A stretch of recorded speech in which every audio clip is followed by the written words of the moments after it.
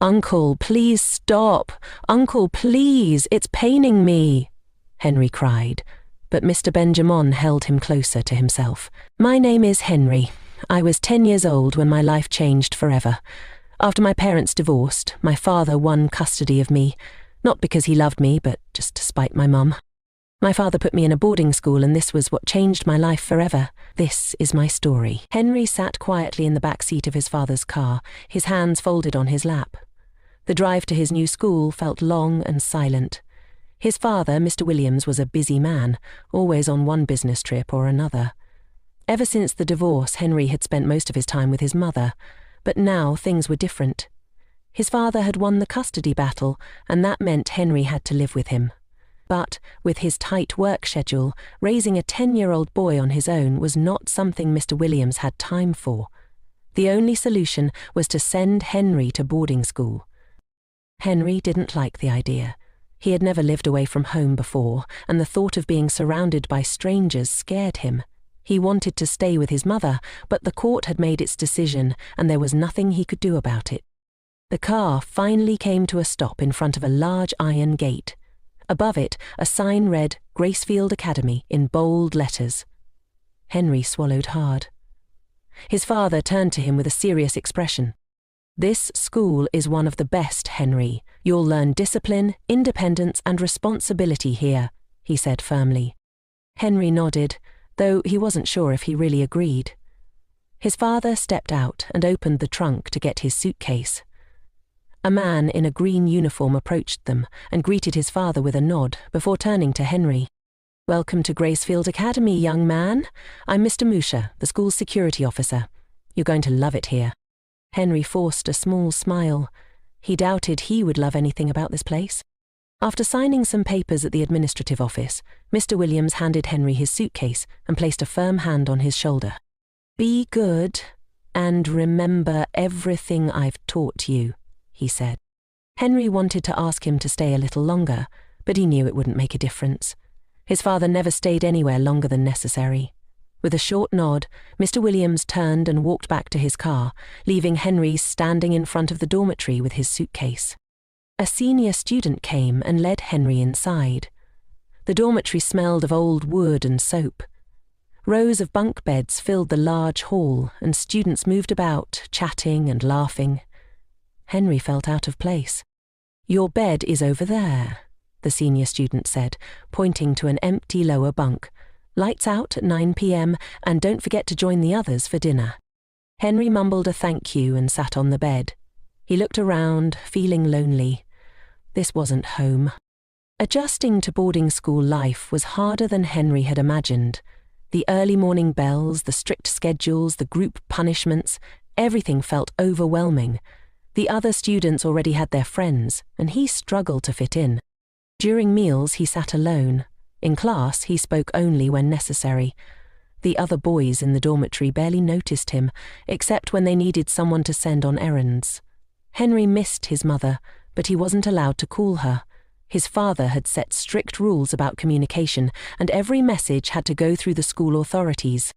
One evening, after dinner, Henry was sitting alone on a bench when a teacher approached him. "You must be Henry," the man said with a warm smile. "I'm Mr. Benjamin." Henry looked up at him. Mr. Benjamin was young, probably in his mid-20s, and unlike most of the other teachers, he didn't have a stern face. "I see you're still trying to find your place here," Mr. Benjamin said, sitting beside him. "It's not easy, is it?" Henry shook his head. "I understand," Mr. Benjamin continued. "When I was your age, I also attended a boarding school. I felt lost at first, but I learned that the best way to survive is to embrace the experience." Henry looked at him with curiosity. "You went to boarding school too?" "Yes," Mr. Benjamin nodded. "And it wasn't easy. But I met great people and learned important lessons that helped me in life." Henry listened as Mr. Benjamin shared stories from his childhood. For the first time since arriving at the school, he felt a little less alone. From that day on, Henry and Mr. Benjamin became close. Whenever Henry felt down, Mr. Benjamin would encourage him. He told him stories about his own school days, gave him advice, and even helped him with his studies. Gradually, Henry started to adjust. He made a few friends and became more comfortable in class. The loneliness didn't go away completely, but having Mr. Benjamin around made things easier. As time passed, Mr. Benjamin became more than just a teacher to Henry. He was like an older brother. He always had time to listen, and he understood Henry in a way no one else did. One evening, after prep, Henry stayed behind to talk to him. "Sir, do you think my father cares about me?" Henry asked suddenly. Mr. Benjamin looked at him thoughtfully. "Why do you ask?" "He hardly has time for me. He didn't even ask how I was settling in. He just left me here." Mr. Benjamin sighed. "Parents show love in different ways, Henry. Some are always present, while others believe providing a good life is enough." Henry didn't respond. He wasn't sure if he agreed with that. After that conversation, Mr. Benjamin began to involve himself more in Henry's life. Whenever there was a message from his father, it was always delivered through Mr. Benjamin. If Henry needed anything, Mr. Benjamin would find a way to provide it. Soon he also became close to Henry's father. He would call Mr. Williams to update him about Henry's progress, and sometimes Mr. Williams would send things through him. It reached a point where Henry barely communicated with his father directly. Everything went through Mr. Benjamin. Henry didn't mind. In fact, he liked it. Mr. Benjamin understood him more than his father ever did. But, unknown to Henry, this was only the beginning of a change that would shape his life forever. The evening air was cool, and the school compound was quieter than usual. Most students had already returned to their hostels, preparing for dinner and night prep. Henry, however, was making his way toward the classroom block, where Mr. Benjamin had asked him to meet. It wasn't unusual for Mr. Benjamin to call him for extra lessons. In fact, Henry had come to look forward to these moments. Mr. Benjamin was one of the few people who made him feel seen and understood. Whenever he struggled with a subject or had a bad day, Mr. Benjamin was always there to encourage him. But today felt different. As Henry approached the classroom, he noticed that the lights inside were dim. That was strange. Usually the lights would be on during evening lessons. He hesitated for a moment, wondering if he had misheard Mr. Benjamin's request. Maybe he was supposed to meet him somewhere else. Still, he decided to go in. When he stepped inside, the room was empty except for Mr. Benjamin, who was seated at the teacher's desk. His face was calm as always, but something about the quietness of the room made Henry uneasy. "Come in, Henry," Mr. Benjamin said with a small smile. Henry hesitated. He had expected other students to be around, but it was just the two of them. This was unusual. Normally their lessons happened in the library or when other students were around. Still, he trusted Mr. Benjamin. He had never given him a reason to be afraid before. Henry stepped forward, placing his books on a desk. "Sir, am I here for an extra lesson?" he asked. Mr. Benjamin chuckled softly. "Not exactly. Today I just wanted to talk to you about something different." Henry frowned slightly. "Something different?" "Yes." Mr. Benjamin leaned forward, resting his elbows on the desk. "I've been watching you since you came to this school.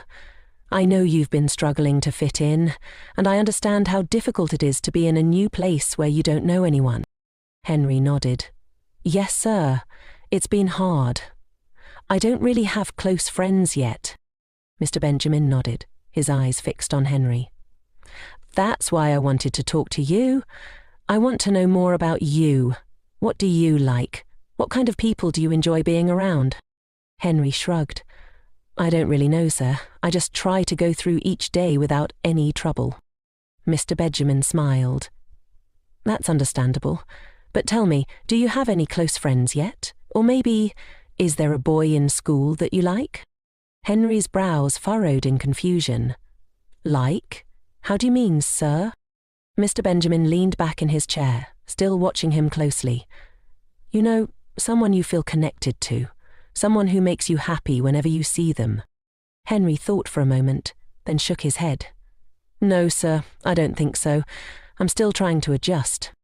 Mr. Benjamin nodded slowly, then stood up. He walked around the desk and came to stand in front of Henry.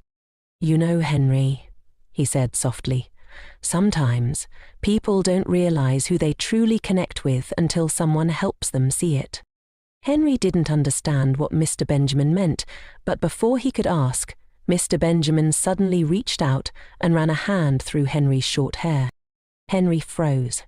It was an unusual gesture. No teacher had ever done that before. Mr. Benjamin's hand moved from his hair to his face, gently brushing his cheek. Henry's heart started to beat faster. Something felt wrong. "Sir?" Henry said, his voice uneasy. Mr. Benjamin smiled, but his hand didn't move away. Instead, it travelled down to Henry's shoulder, then to his arm. Henry's body stiffened. He wanted to step back, but his feet wouldn't move. Mr. Benjamin's hand continued to move, brushing against Henry's chest. Henry shivered, an unfamiliar feeling creeping over him. His stomach twisted in discomfort. "Sir, I think I should go back to the hostel now," Henry said, his voice barely above a whisper. Mr. Benjamin finally stepped back, his smile still in place. "Of course, Henry, I didn't mean to make you uncomfortable." But Henry was already moving toward the door, his mind racing. He didn't understand what had just happened, but he knew one thing for sure. Something about it felt wrong. As soon as he stepped out of the classroom, the cool evening air hit his face. He took a deep breath, trying to calm the uneasy feeling in his chest. He walked quickly back to the hostel, his heart still beating fast. When he got to his bed, he sat down and stared at the floor, trying to make sense of what had just happened. Mr. Benjamin had always been kind to him. He was like an elder brother, someone Henry could trust. But today was different. Had he imagined it? Maybe he was overthinking? Henry shook his head, trying to push the thoughts away. He didn't want to think about it. Maybe if he ignored it, the feeling would go away. Henry sat quietly at his desk, his eyes fixed on his open notebook, but his mind was far away. The classroom was filled with the usual chatter of students, but he barely heard any of it. The past few days had been confusing, unsettling, and no matter how hard he tried, he couldn't shake off the feeling of discomfort sitting in his chest like a heavy rock. Mr. Benjamin had been acting strange. It wasn't just the way he looked at Henry, it was the way his eyes lingered a little too long. The way his smile seemed different now, like it carried a secret only he understood. Henry didn't like it, but he didn't know how to explain what was wrong. "Henry," Mr. Benjamin's voice cut through his thoughts. Henry's head snapped up. Mr. Benjamin was standing at the front of the classroom, chalk in hand, but his eyes were fixed on Henry. The look he gave him made Henry's skin crawl. He quickly looked down at his book, pretending to focus. Throughout the lesson, Henry felt Mr. Benjamin's eyes on him, watching him, studying him. He avoided looking up, afraid of what he might see. When the class ended, Henry packed his books in a hurry, ready to leave, but before he could step out, Mr. Benjamin called his name. "Come and see me in my office after lunch," he said. Henry's stomach twisted. He didn't want to go, but saying no wasn't an option. After lunch, Henry walked slowly toward Mr. Benjamin's office, his hands feeling cold and clammy. He wanted to turn around and run back to the dormitory, but his legs kept moving forward as if they had a mind of their own. When he reached the office, he hesitated for a moment before knocking softly. "Come in." Mr. Benjamin's voice came from inside. Henry pushed the door open and stepped in. The office was small, with bookshelves lining the walls and a wooden desk at the centre. Mr. Benjamin was seated behind the desk, but as soon as Henry entered, he stood up and walked toward him. "You're looking tense, Henry," he said with a smile. Henry swallowed hard, unsure of what to say. Mr. Benjamin reached out and placed a hand on Henry's tie, adjusting it slowly. His fingers lingered longer than necessary, and his touch sent shivers down Henry's spine. "I want to take you somewhere this weekend," Mr. Benjamin said in a soft voice. "Just you and me. Somewhere nice where you can relax." Henry frowned. "Where, sir?" "You'll see," Mr. Benjamin said. "Just be ready on Sunday afternoon. I'll come and get you. Henry felt uneasy, but he nodded. He didn't know how to say no. Sunday came faster than Henry had hoped. He had been dreading the day, but when Mr. Benjamin came to the hostel to get him, he didn't argue. He followed him quietly, hoping that maybe it wouldn't be as bad as he imagined. They walked out of the school gates, and Henry realized they weren't going to a public place.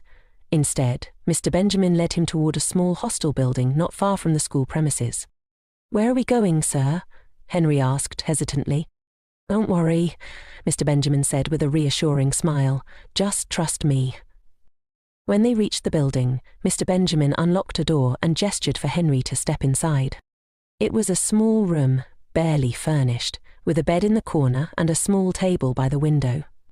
"This is my private space," Mr. Benjamin said as he closed the door behind them. "I come here when I need some peace and quiet." Henry felt trapped. He suddenly wished he hadn't come. Mr. Benjamin sat on the bed and patted the space beside him. "Come, sit." Henry hesitated, but slowly walked forward and sat at the edge of the bed. At first, the conversation felt normal. Mr. Benjamin talked to him about school, his struggles, and how he was adjusting. But then, gradually, the conversation changed. "Do you know how special you are, Henry?" Mr. Benjamin said, his voice lower now. "Not everyone gets this kind of attention from me." Henry shifted uncomfortably. "Sir, I think I should go back now." But before he could stand up, Mr. Benjamin placed a hand on his shoulder. "Relax, Henry," he said. "You'll get used to this. It's okay." What happened next was something Henry couldn't fully understand, but it left him feeling broken. He cried, but his tears didn't stop anything. When it was over, Henry curled up on the bed feeling sick to his stomach. Mr. Benjamin sat beside him, brushing a hand over his head. "You must never tell anyone about this," he said firmly. "No one will understand, but don't worry, you'll get used to it. Soon, you'll even enjoy it." Henry wanted to disappear. Before leaving, Mr. Benjamin gave him a small gift, a chocolate bar and a new pen. "Something to make you feel better?" he said with a smile. Henry took them with shaky hands and walked back to school, feeling numb. The following days felt strange. Henry couldn't focus in class. He barely spoke to anyone.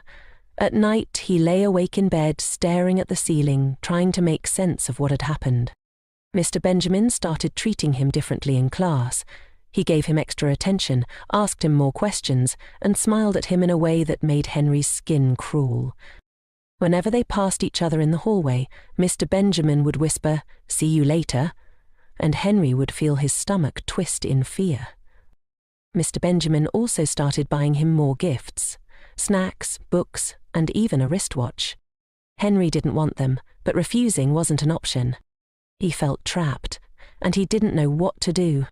One afternoon, he finally gathered the courage to talk to his friend Daniel.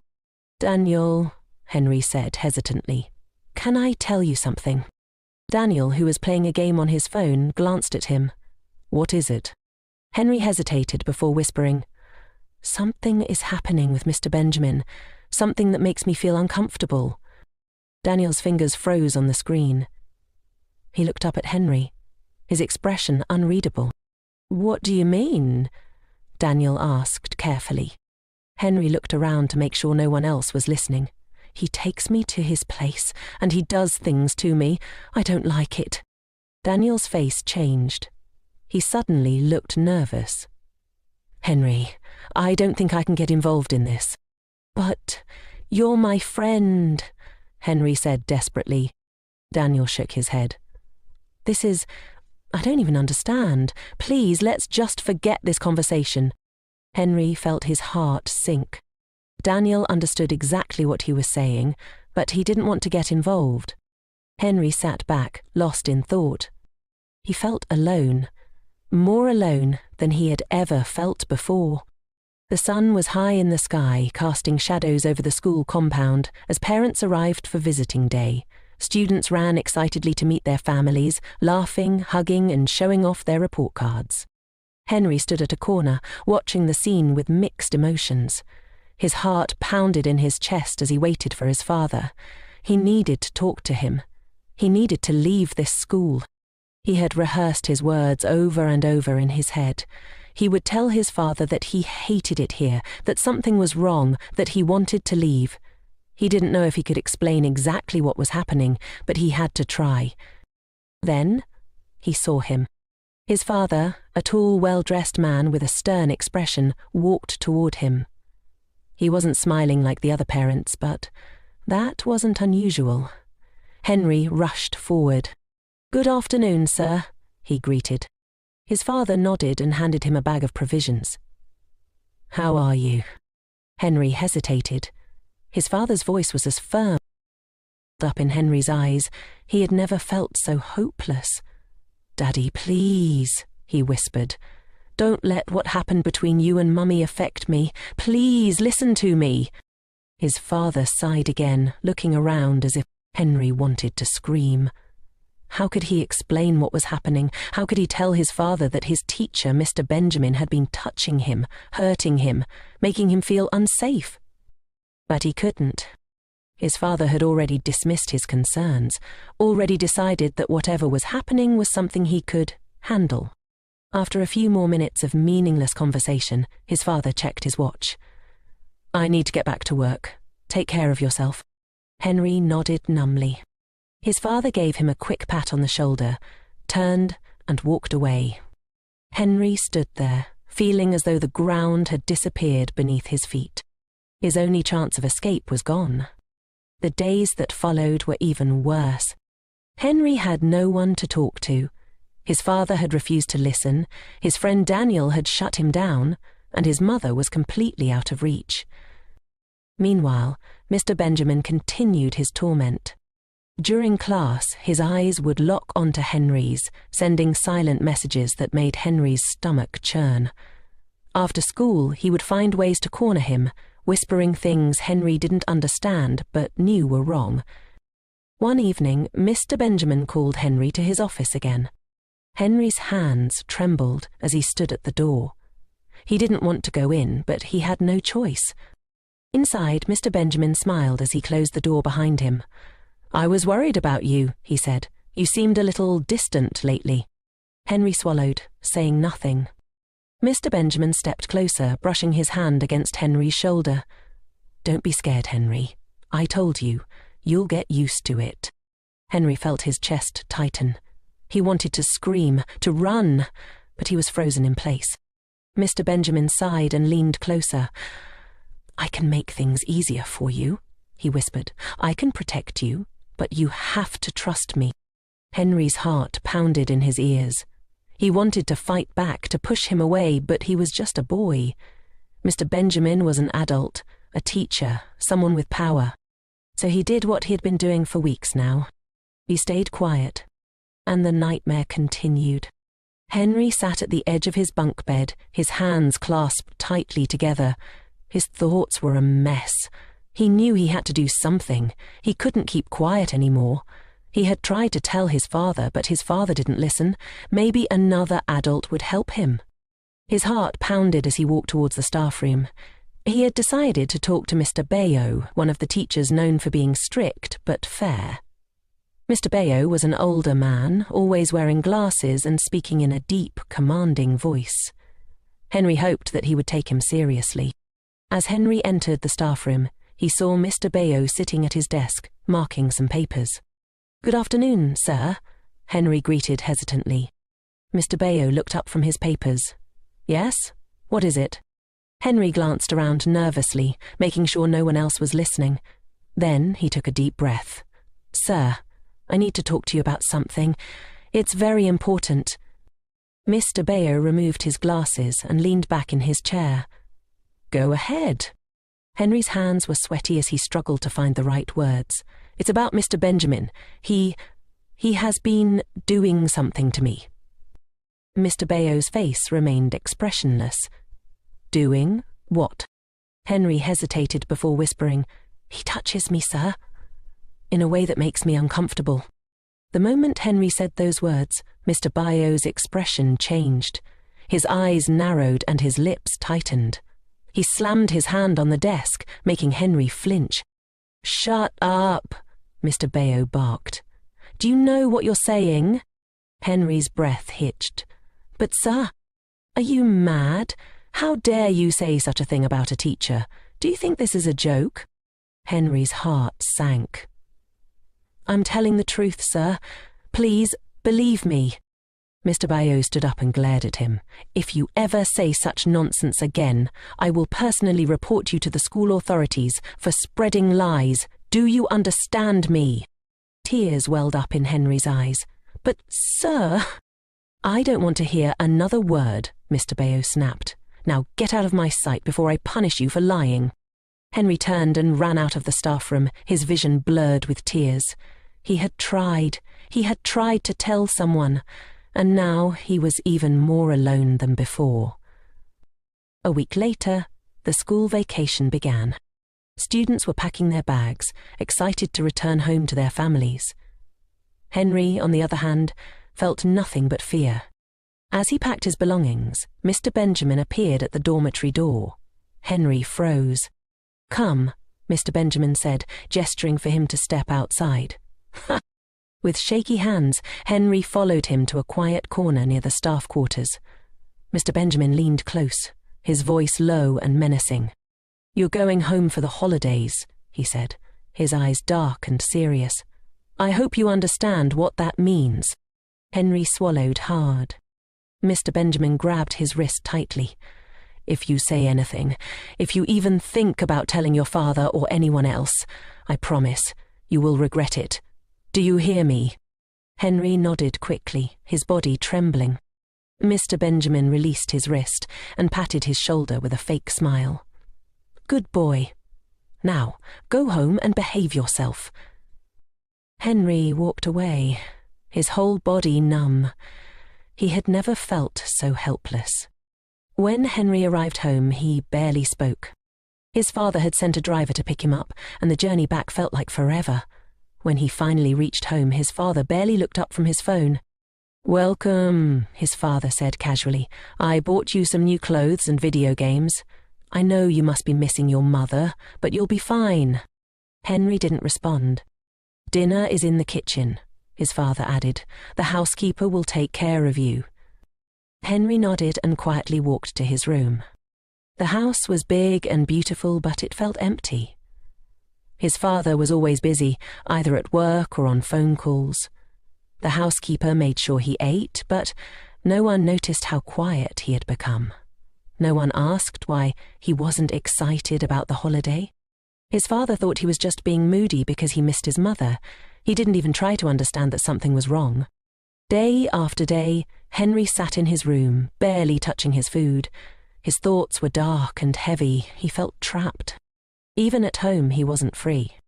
Henry sat in his dormitory, his head buried in his hands. His mind raced with thoughts, searching for a way, any way to escape from Mr. Benjamin. He had tried talking to his father, but he refused to listen. He had spoken to a teacher, but he was called a liar.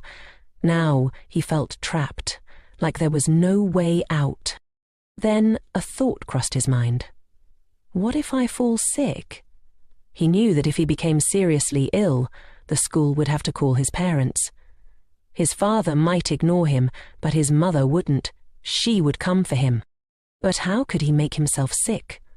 He thought about different ways. Skipping meals? No, that wouldn't be enough. Standing in the rain? Too risky. What if he didn't get sick fast enough? Then his eyes landed on his bathing soap. His stomach twisted at the thought, but he had no choice. Every day, he forced himself to swallow small pieces of soap, ignoring the awful taste and the burning sensation in his throat. Days later, his stomach ached terribly, his head burned with fever, and he collapsed in his dormitory. His plan had worked. He was finally sick. Henry sat on his bed in the school dormitory, his body weak and his head pounding. He had been feeling sick for days, but he didn't want to complain. Complaining meant going to the school clinic, and going to the school clinic meant talking to adults, and he didn't trust any of them anymore. But the sickness got worse. His stomach ached, his body felt weak, and he had a fever that wouldn't go away. When the school matron noticed how pale and tired he looked, she ordered some of the senior boys to take him to the school hospital. At the hospital, Henry sat quietly on the examination table while the nurse, a middle-aged woman with sharp eyes, checked his temperature and asked him a few questions. "How long have you been feeling sick?" she asked. "A few days," Henry muttered. The nurse frowned. "You should have come earlier. Do you feel any pain?" Henry nodded weakly. "Where?" Henry hesitated. He didn't know how to explain it. He didn't want to explain it.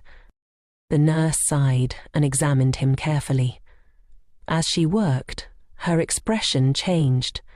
She asked more questions, but Henry kept quiet. He knew that if he said anything, Mr. Benjamin's threats would come true. "Henry," the nurse said softly, "has anyone touched you in a way that made you uncomfortable?" Henry's heart pounded in his chest. He felt his throat tighten. "No," he whispered. The nurse studied him for a long moment. It was clear she didn't believe him, but without his confirmation, she couldn't push further. "All right," she finally said. "I'll give you some medication for the infection, but if anything is wrong, you can always talk to me, okay?" Henry nodded but said nothing. After taking the medication, Henry expected to feel better, but his condition worsened instead. His fever returned and his stomach pain became unbearable. One night, he collapsed in the dormitory. His roommates panicked and called the housemaster, who rushed him back to the hospital. This time it was serious. The school authorities had to call his parents. Henry lay on the hospital bed, barely able to keep his eyes open. His body ached all over. He could hear the nurses whispering around him, their voices filled with concern. A few hours later, the door opened and he turned his head weakly. His heart sank when he saw that it wasn't his father who had come. It was his mother. She rushed to his bedside, her face full of worry. "Henry, my son, what happened?" Henry stared at her, tears welling up in his eyes. His mother touched his forehead gently. "Why do you look like this? What is going on?" Henry swallowed hard. He didn't know where to start. He didn't know if he had the strength to explain. But one thing was certain, he couldn't stay in that school anymore. "Take me out of this school," he whispered. His mother frowned. "What? Why?" "Please, Mama," Henry said, gripping her hand tightly. "I can't stay here anymore. You have to take me today." His mother was confused. "But why? Tell me what's wrong." Henry shook his head weakly. "I can't. Not here. Just take me away first." His mother's face was filled with concern. She looked at the nurse who was standing nearby. "What exactly is wrong with him?" The nurse hesitated before speaking. "He has an infection, and we're treating him, but, Madame, I think there's something more. Your son seems very scared, and he won't talk to anyone about it." His mother's expression darkened. She turned back to Henry. "My son, tell me the truth. Is someone hurting you in this school?" Henry's grip on her hand tightened. "Please, Mama," he whispered again, his voice breaking. "Take me out of here first." His mother's eyes filled with tears. She didn't understand what was happening, but she could see that her son was in distress. At that moment she knew one thing for sure. She wasn't leaving without him. Henry's mother stood in the hospital hallway, her heart pounding with anger and frustration. The school authorities had refused to release her son without his father's consent, and his father was nowhere to be found. He wasn't answering his phone, and the school claimed they couldn't discharge Henry without his permission. "This is my son," she shouted at the school principal. "You can't keep him here against my will. Look at him. Can't you see he is sick?" "Madam, we understand your concerns," the principal said in a calm but firm voice. "But school policy states that we need the legal guardian's consent for withdrawal." Henry's mother clenched her fists. "I carried this boy for 9 months.